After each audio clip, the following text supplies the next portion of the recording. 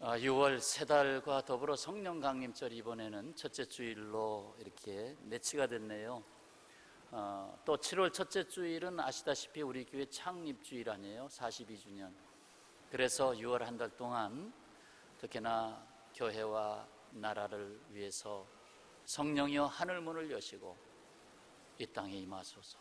더군다나 지금 메마름이 계속되고 있는데 심령의 단비도 내리고 이 땅의 단비도 내리고 둘러가려져 있는 이 땅에도 하나 되는 단비 내려달라고 기도하실 수 있기를 바랍니다. 우리는 첫 성령 강림절을 기억합니다. 예수께서 부활하시고 40일 동안 제자들에게 나타나시며 그리고 마지막 승천하시기 직전에 내가 너에게 보낼 성령이 있다, 약속한 것을 떠나지 말고 예루살렘을 떠나지 말고 기다려라 하면서 그 마가의 타락방에 모여서 120문도가 기도하던 중에 열흘 만에 성령이 불의 혀같이 갈라지며 각인의 머리 위에 내렸고, 그리고 방언의 역사가 열렸는데 그 방언은 각 나라 방언을 다 알아듣는 방언으로 들렸습니다. 그러니까 서로 다른 현지 언어를 말했다는 얘기죠. 이것은 소통의 역사. 이제 성령의 시대는 온 세상에 복음이 들어가고 분열되고 갈라진 그 모든 관계가 회복되고 하나님의 나라가 이루어지겠다 하는 역사적 사건이 바로 성령 강림이고, 또 이것은 예수님 이후의 시대, 예수님 다시 오실 시대까지 성령 시대가 된다라고 하는 것을 계시한 사건입니다. 그런데 오늘날 어떻습니까? 이 세상은 인간의 존재와 또 사람이 살아가야 할 목적과 그 방향에 있어서 너무나도 흔들리고 있는 급변하는 세상입니다. 급변하는 세상. 그러기에 오늘날 더더욱 성령 강림의 의미, 그리고 그 역사의 이끌림을 받지 않으면 아니 되겠다 하는 위기감을 느끼고 있습니다. 1963년 비명의 암살을 당한 존 F 케네디를 아시죠? 이런 말을 남겼어요. 가만히 서 있으려고만 해도 매우 빨리 걸어야 가야 된다. 내가 뒤처지지 않고 가만히 그 현상을 유지하려고만 해도 빨리 걸어야 된다 라는 말이 63년에 있었습니다. 그때는 그 말이 통했어요. 그러나 오늘날에는 빨리 걸어도 제자리를 지킬 수 없습니다. 아무리 빨리 걸어도 저만큼 또 달라고, 저만큼 또 도망가고 갈 수가 없어요. 따라갈 수가 없어요. 그 속도를 잡을 수가 없습니다. 지금은 제3차 산업혁명 시대가 끝나고 제4차 산업혁명 시대에 들어와 있습니다. 그 4차 산업혁명이 과연 무엇인가 하는 것을 긴 이야기도 있지만 짧게 3분여 동안 동영상으로 한 젊은이가 너무 빠른 말로, 왜? 세상이 빠르니까 너무 빠른 말로 했는데 잘 알아들을 수 있길 바랍니다. 이 그림이 무려 900만 원에 판매가 됐어요. 독일의 스포츠 브랜드 아디다스는 30년 가까이 중국과 인도에서 신발을 만들다가 그 인건비가 비싸다는 독일에서 신발을 만들기 시작했어요. 스피드 팩토리라는 로봇 공장 때문인데요. 이 공장에는 사람은 로봇 관리자밖에 없고 모든 신발은 로봇이 만든다고 합니다. 중국이나 인도 노동자들이 만드는 것보다 가격이 괜찮고 더 다양한 종류의 신발을 만들 수 있기 때문이래요. 미국에서는 아마존의 AI 마트로 인해서 마트 종업원 900만 명의 일자리가 위협받고 있다고 합니다. 1000평 규모의 커다란 마트를 오직 사람 6명이서 관리를 할 수 있게 됐대요. 4차 산업혁명 시대, 모든 것들이 연결되고 로봇과 인공지능이 우리를 대체하기 시작하면서 숙련 노동자는 물론 서비스업 지식 노동자, 일부 예술가의 일자리까지 위협을 받고 있습니다. 도대체 앞으로 우리는 뭘 하면서 어떻게 살아야 할까요? 세계경제포럼은 2016년 직업의 미래 보고서를 통해서요. 향후 5년간 사무관리직, 생산직, 건설, 예술, 디자인, 엔터테인먼트, 법률 관련 일자리는 줄어들고요. 비즈니스, 재무, 운영, 경영, 컴퓨터 전문가, 건축가와 엔지니어, 영업 인력은 늘어날 거라고 전망했습니다.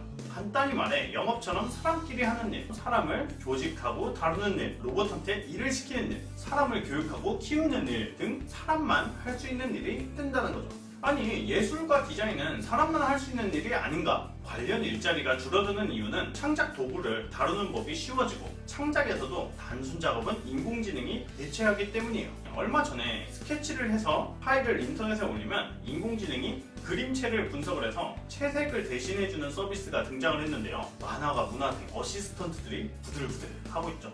여기까지 보시고 결국에 로봇이나 인공지능이 인간을 다 대체할 거야, 이렇게 생각하시는 분들이 있을 수도 있는데요. 사실 모든 산업혁명 때마다 나왔던 얘기입니다. 향후에는 기본소득을 도입하게 될 거다라고 생각을 하는데요. 당장 도입이 될 일은 없을 것 같아요. 그렇다고 한다면 저희는 변화를 이해하고 적응하고 변화를 활용하는 일이 중요하게 되겠죠. 앞으로 공부할 때 내용이나 이론을 딸딸딸딸 외우는 일은 중요하지 않대요. 인터넷에 치면 다 나오니까요. 그리고 정보나 지식도 우리가 따라잡을 수 없을 정도로 빠르게 발전하고 있고요. 미국의 올린공대의 총장 빈센트 만노는 전공책을 들고 이렇게 이야기를 했어요. 어차피 여기 있는 거 다 못 배워요. 우리는 여기서 꼭 필요한 일부분만 다루고 학생들은 프로젝트를 통해 배운 것들을 사용하고 뭘 배워야 될지, 어떻게 해야 더 잘 배울 수 있는지 배우는 법을 배웁니다. 오바마 전 대통령은 앞으로는 기존 제조업에 새로운 기술을 더해서 다양한 물건들을 만드는 메이커들의 시대가 도래할 거다라고 했어요. 앞으로는 직업적 안정성, 평생 직장 이런 것들을 추구하는 것 자체가 되게 위험해집니다. 그래서 저는 이렇게 생각해요. 앞으로는 누구도 생각지도 못한 새로운 것을 창조하는 예술가가 되거나 불확실한 환경을 이겨내고 끝내 가치를 만들어내는 기업가가 되거나 로봇이나 인공지능을 개발하고 업그레이드 시키는 프로그래머나 엔지니어가 되거나 새로운 기술을 하드웨어에 접목해서 새로운 것들을 만들어가는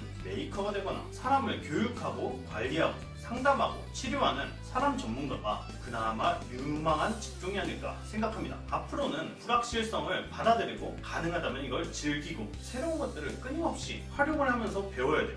4차 산업혁명은 시작이 됐고 우리는 변화를 거부할 수 없습니다. 그렇다면 변화를 기회로 바꾸고 더 잘 살기 위해서 노력해야 되지 않을까요? 네. 비교적 희망적인 이야기를 그래도 좀 담았는데요. 제가 오늘 말씀 절반은 제4차 산업혁명 시대의 이야기를 좀 하고 절반은 그렇다면 성령의 사람으로서 어떻게 이걸 후반에 얘기를 하겠습니다. 그렇게 희망적이지만은 않습니다. 4차 혁명 시대가 과연 희망을 약속할 수 있겠는가? 그것에 대해서는 저는 물음표를 분명히 말씀을 드릴 수 있습니다.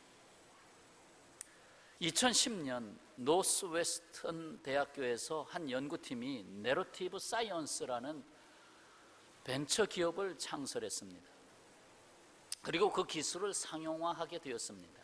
강력하면서도 포괄적인 인공지능을 개발하여 여기에 퀼이라는 이름까지 붙여주었습니다.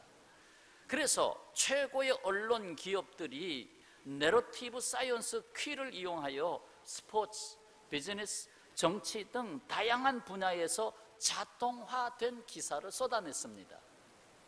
이 소프트웨어는 대략 30초에 한 건의 뉴스 기사를 만들어냈습니다. 10년 내에 이런 식으로 프로그램이 작성한 뉴스 기사를 접할 것을 90% 이상으로 보고 있습니다. 그러니까 우리가 TV 뉴스를 듣는다, 신문에 기사가 난다, 뭐 어디든지 그 뉴스 기사의 90% 이상이 컴퓨터가 만들어낸 기사를 보게 될 것이다 하는 것입니다. 3년마다 2배로 증가하고 있는 빅데이터. 아무리 우리가 공부를 해도 3년만 지나면 내가 모르는 부분이 또 절반 이상이 나오고 3년마다 2배씩 늘어나는 지식의 분량들, 데이터의 분량들, 그 데이터는 기업, 정치, 교육, 의료, 과학 모든 분야에서 혁명적 변화를 일으키고 있습니다. 특히 컴퓨터가 이러한 방대한 데이터를 분석한 뒤에 여기서 알아낸 통계적 관계, 서로 이렇게 연결된 통계적 관계를 바탕으로 스스로 프로그램을 작성하는 기법, 이른바 기계 학습이라고 하는 것이 만들어지게 됐습니다. 그래서 그 빅데이터 속에 숨어있는 모든 가치를 추출해내도록 했습니다. 이따가 들으시면 다 이해가 될 텐데, 그 중에 예를 들어서 이런 예를 한번 들어봅시다. 두 개의 조금 다른 얼굴을 갖다 놓고 이 두 사진이, 이 두 얼굴이 같은 동일인이냐 다른 사람이냐 분석해라 하고 컴퓨터에다가 제시를 했어요. 그때에 이 컴퓨터의 정확도는 97.25%를 맞췄다는 거예요. 그런데 더 놀라운 것은 이것이 원본인데 이 사본을 이렇게 옆모습으로 돌리고 분석해라. 그리고 또 조명 색깔을 밝게 했다, 어둡게 했다, 여러 가지를 바꿔도 다 맞췄다라는 사실입니다. 사람이 보고 이렇게 저렇게 사람이 보고 맞춘 정확도와의 차이는 불과 0.28%에 불과했습니다. 이 기계학습 알고리즘은 끊임없이 데이터를 분석하여 통계적 관계를 찾아냄과 동시에 발견한 사실을 바탕으로 스스로 프로그램을 작성하게 됐습니다. 곧 컴퓨터가 호기심과 창의성을 드러내기 시작했다는 것입니다. 호기심과 창의성은 인간의 영역입니다. 그런데 기계가, 컴퓨터가 그 영역을 침범하게 됐다는 것입니다.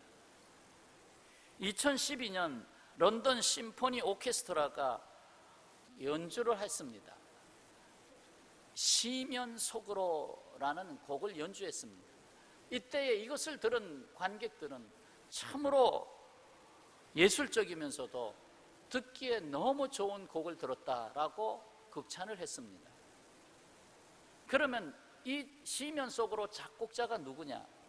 이미 눈치를 챘겠습니다만 집단 컴퓨터가 작업을 했습니다.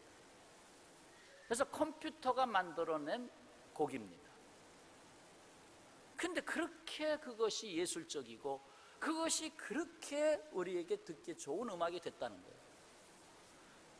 그런데 그 이름을 야모스라고 줬습니다. 이 작곡자, 컴퓨터 집단 작곡자의 이름을 야모스라 줬어요. 새들의 언어를 알아듣는 사람이라는 아주 놀라운 이름을 줬습니다. 이 야모스가 지금까지 수백만 곡을 작곡했습니다. 어떤 악기를 써라, 피아노, 바이올린, 플룻 쭉 정해주면 거기에 맞도록 작곡을 합니다. 그래서 내놓습니다. 그림의 세계도 그렇습니다. 가장 현저한 변화는 금융과 월스트리트의 변화입니다. 다시 말해서 증권시장이죠.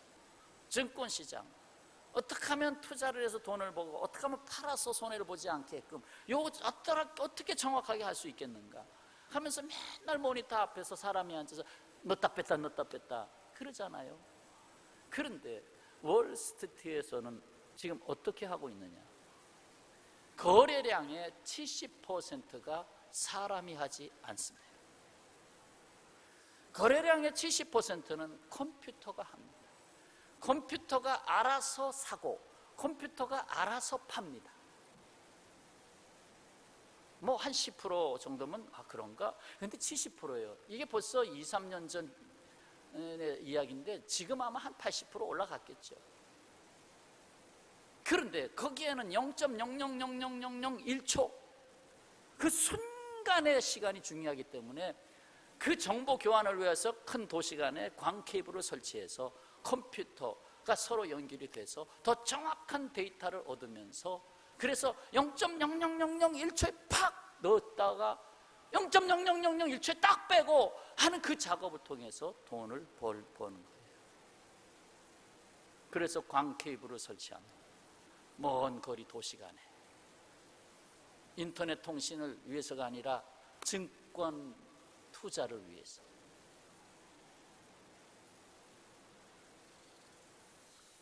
이게 증권거래의 실세입니다. 빅데이터 혁명은 특정 작업이나 직무를 자동화할 수 있게 했습니다. 최고 경영자, 사장, CEO 뭔가 결단 내려야 될 때가 많잖아요. 여러 가지를 보고 거기에는 인간의 감성도 있고 여러 가지 결단 내려야 되잖아요. 인간의 공익생활의 유익도 있고 결단 내려야 되는데 이것을 컴퓨터 빅데이터 속에 넣습니다. 그래서 인공지능이 그것을 다 데이터를 뽑아가지고 회장한테 제출합니다.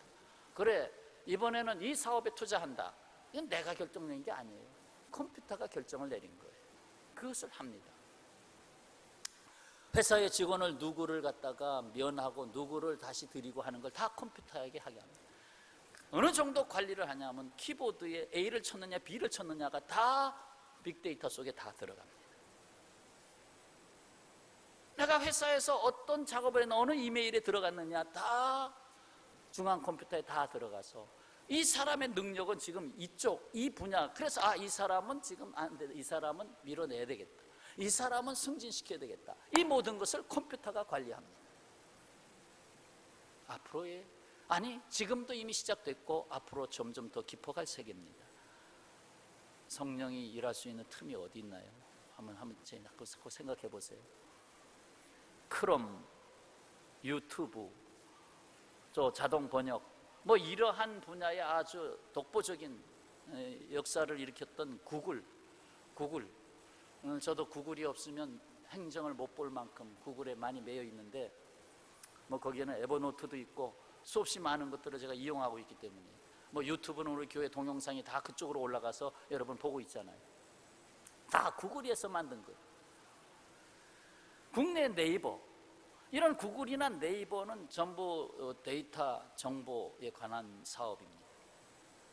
뭐 그것이 얼마나 돈을 벌겠느냐 생각했죠. 처음에 나올 때 그거 가지고 그거 다 무료로 사용하고 대부분 그런데 그거 가지고 어디서 저 사람들이 그렇게 많은 직원들을 거느리고 그 회사가 돌아갈까, 광고 수입이 대체 얼마나 될까, 시작은 그랬습니다. 그런데 참 놀라운 것은요, 구글이 2012년에 3만 8천 명 정도의 직원을 갖고 140억 원의 순이익을 냈습니다. 140억 달러의 순이익을 냈습니다. 근데 비교합시다. 자동차 업계의 최고의 호황을 누렸던 1979년에 GM 자동차사는 84만 명의 종업원을 거느리고 110억 달러의 수익을 올렸습니다. 이거 아무리 얘기해도 이게 뭔가 하겠죠. 그래서 제가 계산을 해봤어요. 쉽게 말해서 정보 빅데이터를 기반으로 하는 구글 기업이 버는 돈이 1인당 GM 자동차사가 버는 돈의 무려 28배가 되었습니다. 자동차 생산을 해서 버는 돈보다 이 구글이 정보 사업을 해가지고 버는 돈이 28배가 되었다 이 말이에요. 네이버는 어떻습니까? 네이버는 2014년에 가장 관심 있는 사업장, 가장 가고 싶은 사업장의 1위가 네이버가 차지했습니다. 삼성은 죄송하게도 6위로 떨어졌었습니다. 물론 보는 각도에 따라서 조금 차이가 있지만 정말 내가 관심을 갖고 있는 사업은 거기다 한 게 1위를 차지했어요. 정보산업이. 지금 4차 혁명 시대에 지금 특징을 보여주고 있어요. IBM의 왓슨이 있죠. 이 왓슨에게 명령을 내렸어요. 링컨 블로그에 이런 내용이 있다. 링컨이 한 말, 치스 장관이 이걸 벌써 3번째 들이미는군. 이보게 내가 어떻게 할 것 같냐, 이번엔 받아들여야지 하고 말했는데, 여기서 이걸 벌써 하는데 이것이 무엇인지 그 블로그 상에서 나타나지 않았어요. 그런데 이것을 빅데이터가 그 컴퓨터 모든 정보들을 검색하면서 찾아냅니다. 이것은 사직서라고. 근데 사람이 그 정보를 다 찾으려면 얼마나 시간이 걸리겠어요? 찾지 못할 수도 있고. 그런데 컴퓨터가 그것을 찾아내고 있어요. 그런데 이러한 왓슨의 역할, 이 왓슨은 의학에도 들어가서 결국 대부분 아주 중요한 처방전을 왓슨에게 지금 점차 맡기고 있잖아요. 백혈병 치료는 거의 다 왓슨에게 갔고, 그래서 왓슨에게 이 처방 검사한 거 이렇게 데이터를 넣어주면 가장 좋은 약, 어떻게 치료해야 되며 언제 수술해야 되며 이런 걸 전부 다 컴퓨터가 제시해 줘요. 그러면 의사가 할 일이 뭐 있어요? 그냥 칼 가지고 수술하라 하면 아니, 그것도 이젠 로봇 팔이 수술하는데요. 할 일이 뭐 있어요? 그래서 앞으로는 의사가 하는 일이 점점 줄어들어서 의학도 점점 관심이 자꾸 떨어지잖아요. 2020년 앞으로 3년밖에 안 남았는데 인간 수준의 능력을 갖춘 생각하는 기계가 발명될 것이다. 인공지능, 빅데이터, 클라우드는 우리가 뭐 이렇게 컴퓨터 간에 자료를 공유할 수 있는 전체 컴퓨터 집단의 연결망이다, 이렇게 표현할 수 있겠는데, 그 클라우드 세계 속에 들어가면 별의별 정보를 다 끄집어낼 수 있다는 말이에요. 그래서 이런 막대한 정보의 세상, 3D 컴퓨터, 3D 프린터의 등장, 무인 자동차의 등장, 더 거기에다가 심각한 기후 변화 등으로 인해서 과연 우리가 살아가는 이 세상은 어떻게 변할 것인가? 과연 인간의 자리는 어디에 들어갈 것인가? 이 성령 강림절에 제가 문제를 제기하고 있는 것입니다. 이제는 대리운전도 안 될 겁니다. 다른 거 준비해 놓으시기 바랍니다.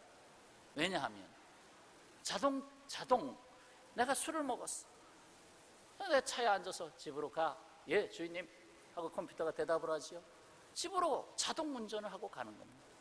자기가 알아서. 주차까지 주인님 몇 층에다가 주차할까요? 1층에다 해. 알아서 해. 다 알아서. 빈자리가 어딘지 다 센서로 다 찾으면서 알아서 자기가 가는 거예요. 전부 다 인공지능의 시대 속으로 지금 들어가고 있습니다. 더군다나 나중에 노인 돌봄이, 아이고 내가 죽으면 누가 돌보나, 이제 그 귀찮은 거 똥 치워주고 그거 누가 하려고 그래요? 그러니까 컴퓨터에게 맡기는 거예요. 로봇에게 맡기는 거예요. 로봇이 다가와가지고 씻어야 되겠어요. 그래가지고 이제 이렇게 로봇 팔을 내밀어서 쭉 들어가지고 수조에다가 쭉 내려놓고, 손에 이 팔을 갖다가 쓱 하나 집어넣고 소프트 스펀지 팔이 쭉 나와가지고 슈샤 슈샤. 안 될 것 같아요? 옵니다. 왜? 사람이 없으니까 로봇이 다 대신하는 거예요. 기계는 소비자가 아닙니다. 사람은 먹잖아요. 사람은 옷을 입어야 되잖아요. 사람은 병에 걸리니까 병원에 가야 되잖아요. 이 기계라는 건 참으로 사람보다는 훨씬 뛰어나서 소비를 잘 안 합니다. 소비자가 아닙니다. 그러니까 소비 시장이 위축됩니다. 소비자는 사람인데, 소비자가 되는 사람들이 자동화 기계에 일자리를 내주고, 여러분 지금도 자동차 생산 라인의 상당한 부분이 자동화잖아요. 제철 공장 가보세요. 거의 자동화되고 기계 한 공장 안에 들어가면 사람 찾아볼 수가 없어. 하나 둘, 이건 뭐 가끔만 컴퓨터실에 앉아서 몇 사람 앉아서 작업하고, 그 많은 사람들이 다 바깥으로, 공장 바깥으로 나가버렸어요. 다 로봇가 다 하는 거예요. 그래서 인간이 해야 할 일을 자동화 기계에게 다 맡겨주고, 결국 그러다 보니까 사람이 일자리가 없으니까 돈을 벌 수가 없잖아요.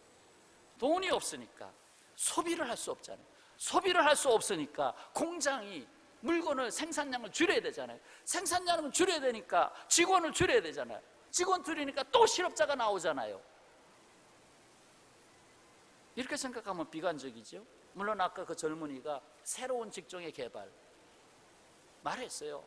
그러나 그것은, 그 새로운 직종의 개발은 기계가 차지한 부분이 워낙 크기 때문에 일부 극소수의 사람들이 누릴 혜택이에요. 그래서 방법을 제시하고 있습니다. 로봇의 부상이라는 책에서 그런 걸 제안을 하더라고요. 뭐냐? 일자리를 잃은 사람들, 그런 사람들을 위해서 정치적으로 최저임금 보장제를 줘서 최저임금을 줘야 된다. 돈이 어디서 나와? 그러니까 로봇을 사용하는 자에게 로봇 소비세를 매겨야 된다. 로봇 어느 A라는 로봇을 쓰려면 1,000만 원을 내라. 그런 데서 세금을 걷어서 실업자에게 분배해야 된다. 별의별 대책이 다 나오죠. 그리고 정치인은 자동화 비율을 정해야 된다. 이 공장의 자동화 비율은 50% 넘는 건 사람을 써야 된다. 절대로 넘기지 마라. 여기 정원 가까운데 트랙터, 여기 포크레인 들이지 마라. 사람이 다 삽으로 팔아. 정하지 않으면 일자리를 줄 수 없으니까. 제가 동남아시아 갔더니 그 어려운 나라에 전부 삽을 가지고 나와서 땅을 파고 있어. 아이고, 저거 포크레인 한 다음에 끝나는데. 그러나 지금 생각해 보니까 그게 낫겠어. 저 사람들 포크레인 들여놓으면 저 사람 다 일자리 잃을 텐데.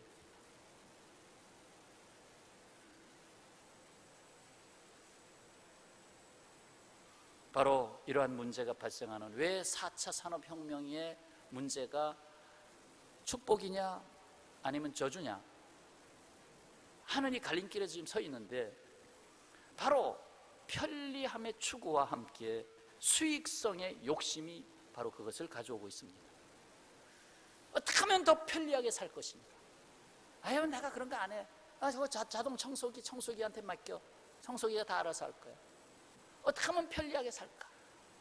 또 어떻게 하면 더 수익성을 높여서 이 경쟁 속에서 살아남을까? 그러다 보니까 경영자가 선택을 합니다. 맨날 노조 운동만 하고 맨날 임금 올려달라 그러니까 그거 싫다 이거예요. 좋다. 내가 전부 자동화로 바꾸겠다. 전부 기계로 바꾸겠다. 당신들 나가시오. 이제 당신들 없어도 전부 기계로 돌아갈 것이오. 내가 1,000명 쓸 거 5명만 쓰면 되니까 하면서 결국은 임금 올려달라는 소리를 안 하는 로봇을 쓴다 이 말이에요. 결국 기계가 다 뺏어가고 인간은 기계와 물질의 노예 생활을 하게 되는 것입니다.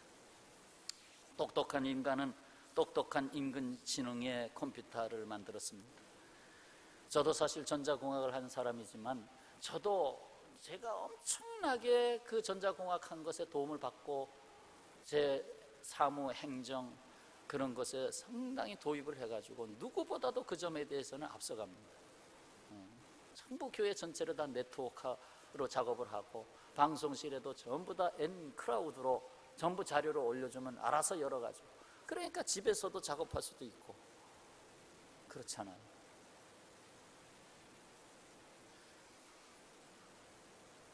서론이 길었습니다. 그러나 이것은 다가오는 현실이요, 특히나 20년, 30년 후에 살아야 할 다음 세대의 세계입니다. 다음 세대, 여러분이 낳은 자녀들, 지금 초등학교 자녀들, 그들이 앞으로 살아가야 할 세상입니다. 그러니 그들을 그냥 놔두시겠어요? 그래서 오늘 말씀, 성령 강림절에 주시는 말씀을 우리가 다시 되새겨 듣는 것입니다.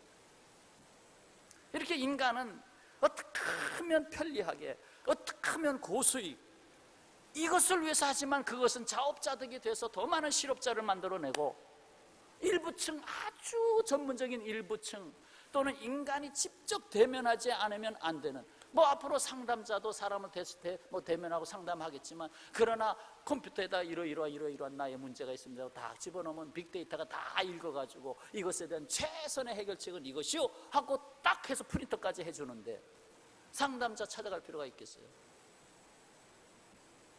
대체 사람은 어디에 있는 겁니까? 어떻게 알아? 성경에서 예수님이 이 땅에 오신 초림으로부터 다시 오실 재림의 때까지를 그 통째로, 초림과 재림의 그 사이 전체 기간을 통째로 성경은 마지막 때다라고 표현하고 있습니다. 그러니까 성령 시대는 종말론적 기간 속에 있다, 이렇게 말씀드릴 수 있습니다. 인간은 끊임없이 육체를 따라 육체가 편한 방향으로 가려고 하고 보다 재물의 욕심을 채울 수 있는 방향으로 가려고 합니다. 과연 편한 것만이 좋은 것인가? 급변하는 기원 후 서기 기원 후에 종말론적 세상을 하나님은 아시기 때문에 성령의 역사를 굉장히 강조했던 것입니다. 성령의 역사, 성령의 이끌림을 받아야 된다. 이 세상은 육신의 욕심을 따라 움직이잖아요. 그래서 루소가 한 말을 또 기억해 봅시다. 10살, 10세 때에는 과자에 움직이고 20세 때에는 연인에 움직이고 30세 때에는 쾌락에 움직이고 40세 때에는 야심에 움직이고 50세 때에는 탐욕에 움직인다. 그거 뭐 과자, 뭐 연인, 뭐 쾌락, 야심, 탐욕 전부 다 하나의 바구니 아니에요? 하나의 바구니, 인간의 욕심. 인간의 현주소 다시 봅시다.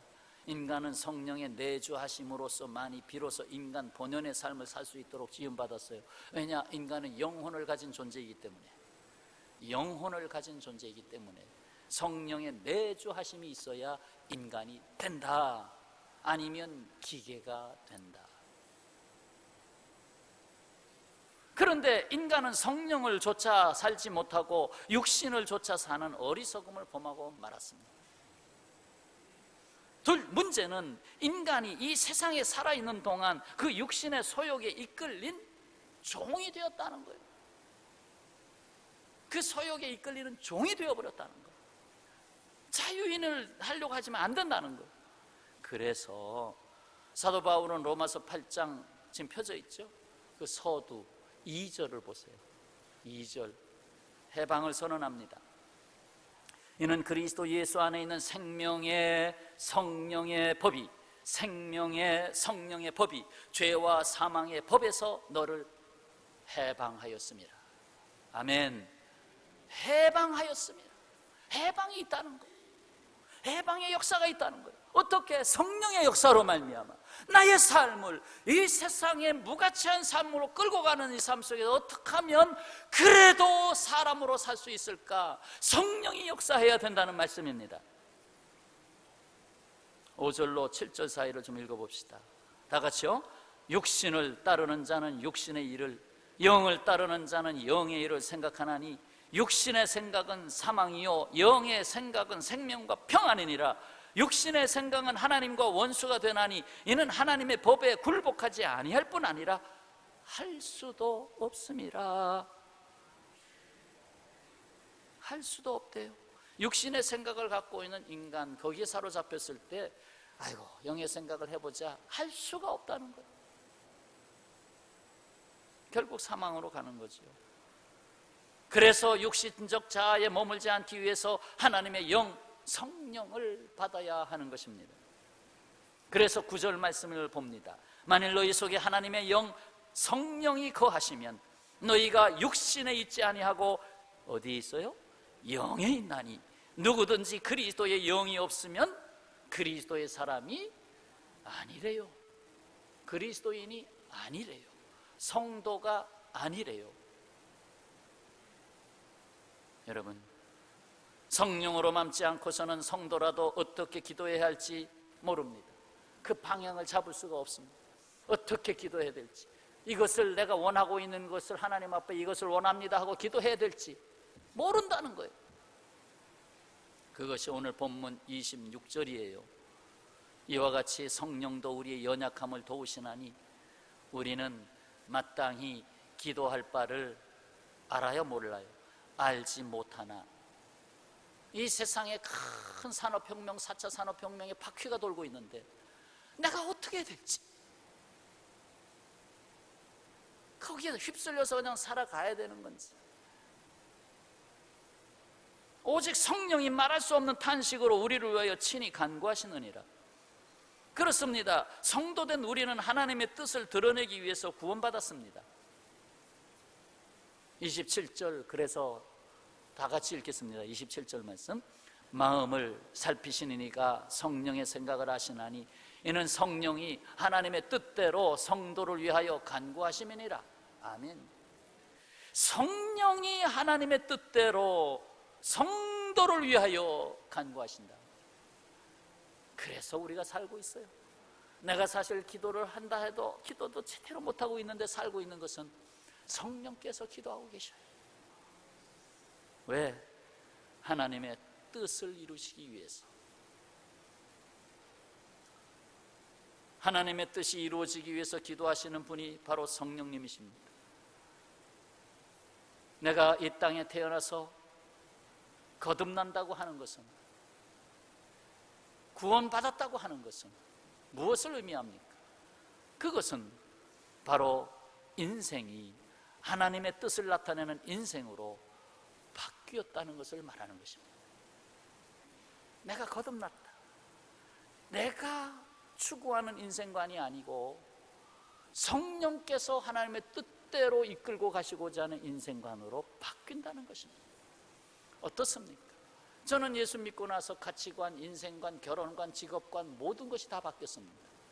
100% 다 보는 방향이 바뀌었습니다. 그러니까 거듭난 거죠. 4차 산업혁명의 시대, 그 바퀴에서 빠져나올 수가 없습니다. 돌고 있습니다. 지금은 시작에 불과합니다. 머지않아 다. 모르겠어요. 앞으로 지금도 미국의 어느 주에서는 그걸 허락하고 있잖아요. 사람 몸에다가 정보 칩을 수술해서 넣잖아요. 요만한 칩을 집어넣잖아요. 그래서 이제 신용카드도 필요 없고 신분증도 필요 없고 그걸로 전부 다 통과, 무사 통과. 그러면 여러분 교회 올 때도 굳이 내가 왔어요 할 필요 없어. 그냥 문만 지나가면 정보 칩을 읽어가지고 아, 교회는 왔다. 교회는 왔는데 예배당에는 안 들어오고 뜰에만 있다 갔다. 다 아는 거예요. 그런 시대가 안 왔으면 좋겠어요. 베리칩이라고 그러죠, 그걸.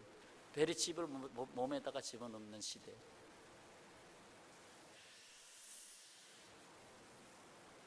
그런데 여기 누가 있습니까? 성령의 이끌림을 받는 성도들이 있어요. 바로 그들이 이 세상에 가는 길에 깃발이 돼야 돼요. 이리 갑시다.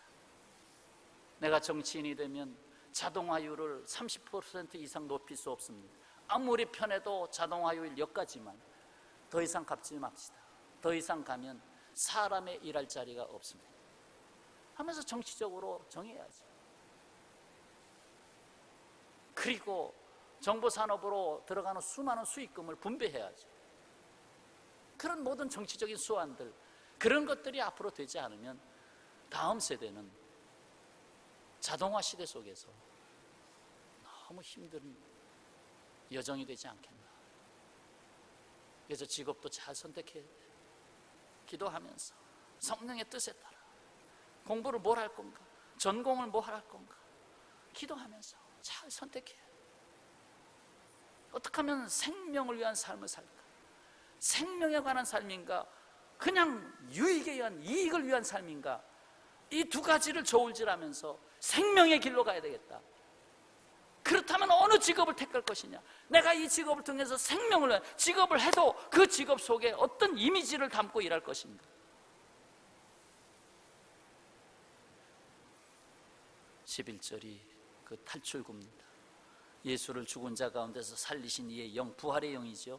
영이 너희 안에 거하시면 그리스도 예수를 죽은 자 가운데서 살리신 이가 너희 안에 거하시는 그의 영으로 말미암아 너희 죽을 몸도 살리시리라. 살리시리라. 살리시리라. 그러므로 12절, 형제들아 우리가 빚진 자로 돼 육신에게 져서 육신대로 살 것이 아니라 했습니다. 14절에 무릇 하나님의 영으로 인도함을 받는 사람은 곧 하나님의 아들이라 하였습니다.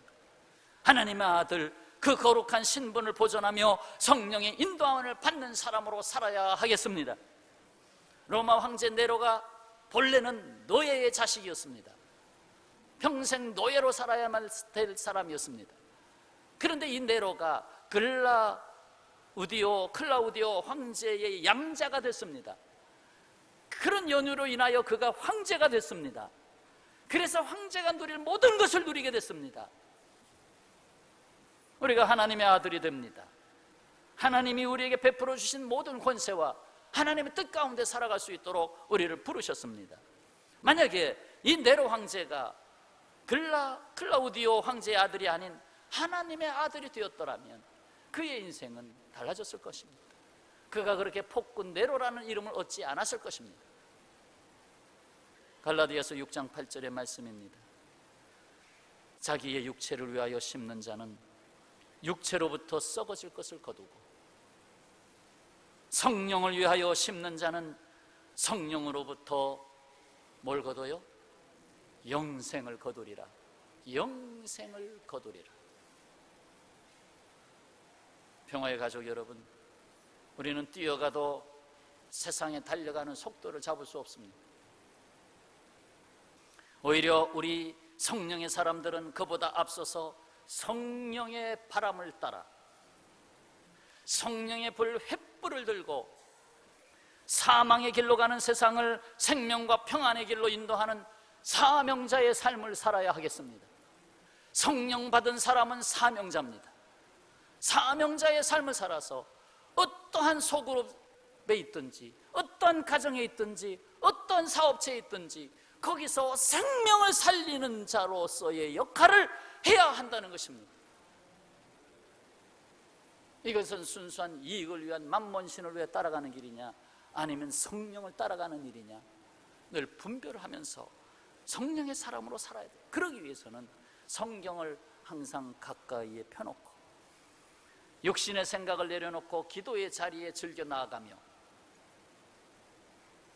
하나님의 자녀로서 하나님의 뜻하신 삶을 드러내는 방향을 반드시 잡고 온 세상 앞에서 깃발을 쳐들고 이 깃발을 보고 따르라 할 수 있는, 깃발을 쳐드는 사람이 될 수 있는 사람이 되어지시기를 성부, 성자, 성령의 이름으로 축원합니다. 기도하겠습니다.